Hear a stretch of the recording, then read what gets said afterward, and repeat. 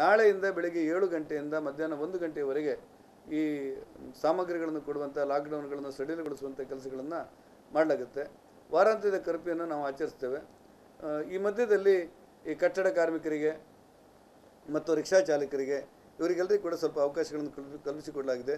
ಉತ್ಪಾದನಾ ಘಟಕಗಳಿಗೆ ಕೈಗಾರಿಕೆಗಳಿಗೆ ಬೇಕಾದಂಥ ಅವಕಾಶಗಳನ್ನು ಕಲ್ಪಿಸಿಕೊಡುವಂಥದ್ದು, ಕೃಷಿ ಮತ್ತು ಮೀನುಗಾರಿಕೆಗೆ ಯಾವುದೇ ತೊಂದರೆ ಇಲ್ಲದೆ ನಿರ್ವಹಣೆ ಮಾಡುವಂಥ ಕೆಲಸಗಳನ್ನು ಕೂಡ ಮಾಡ್ತಾ ಇದ್ದೇವೆ.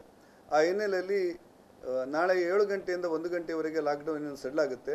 ಅಲ್ಲೂ ಕೂಡ ವಿನಾಕಾರಣ ತಿರುಗಾಟ ಮಾಡದಿರುವಂತೆ ಮತ್ತು ಈ ಕೊರೋನಾವನ್ನು ನಿಯಂತ್ರಣ ಮಾಡಲಿಕ್ಕೆ ಜಿಲ್ಲಾಡಳಿತಕ್ಕೆ ಸಹಕಾರ ಕೊಡಬೇಕು ಅನ್ನೋದು ನನ್ನ ವಿನಂತಿ. ಈಗ ಬಟ್ಟೆ ಅಂಗಡಿ ಕೊಡಿ, ಮೊಬೈಲ್ ಅಂಗಡಿ ಕೊಡಿ, ಇಸ್ತ್ರಿ ಅಂಗಡಿ ಕೊಡಿ, ಜೆರಾಕ್ಸಿ ಕೊಡಿ ಅನ್ನುವಂಥ ದೂರುಗಳು ಏನಿದೆಯಲ್ಲ ಅದನ್ನೆಲ್ಲವನ್ನು ನಮ್ಮ ರಾಜ್ಯ ಸರ್ಕಾರ ಇವತ್ತು ಇಷ್ಟಕ್ಕೆ ಮಾತ್ರ ಸೀಮಿತಗೊಳಿಸಿ ಮಾಡಿದೆ.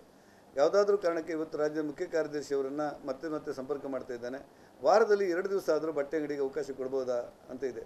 ಎಲ್ಲರೂ ಅನೇಕರಿಗೆ ನಮ್ಮ ಉತ್ಪಾದನೆ ಮಾರಾಟ ಆಗಬೇಕು ಅನ್ನುವಂಥ ಹಂಬಲಗಳಿರುತ್ತೆ, ಅದು ತಪ್ಪೇನಿಲ್ಲ.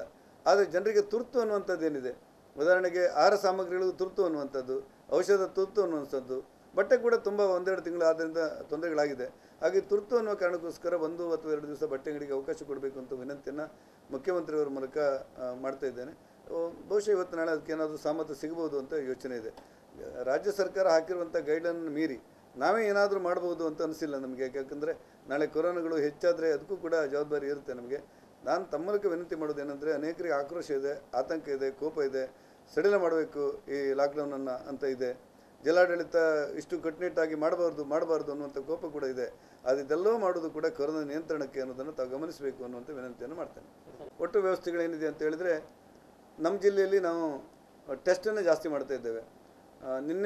ಮೊನ್ನೆ ರಿಸಲ್ಟ್ ಪ್ರಕಾರ ನಿನ್ನೆ ಬಂದಿರೋದು ಸುಮಾರು 10,000 ಚಿಲ್ಲರೆ ನಾವು ಟೆಸ್ಟ್ ಮಾಡಿದಾಗ ನಮಗೆ 7.5% ಅಷ್ಟು ಪಾಸಿಟಿವ್ ರೇಟ್ ಇದೆ ನಮ್ಮದು.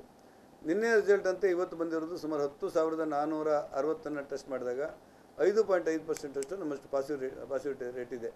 ಆ ಕಾರಣಕ್ಕೆ ಇನ್ನೂ ಸ್ವಲ್ಪ ದಿವಸಗಳ ಕಾಲ ಭಾಳ ಕಟ್ಟುನಿಟ್ಟಾಗಿ ನಾವು ಲಾಕ್ಡೌನ್ ಅಲ್ಲದೇ ಇದ್ರೂ ಕೂಡ ವ್ಯವಸ್ಥೆಗಳನ್ನು ನಿಯಂತ್ರಣ ಮಾಡಬೇಕಾದಂಥ ಅನಿವಾರ್ಯತೆ ಇದೆ ಅಂತ ನಮಗನ್ಸುತ್ತೆ.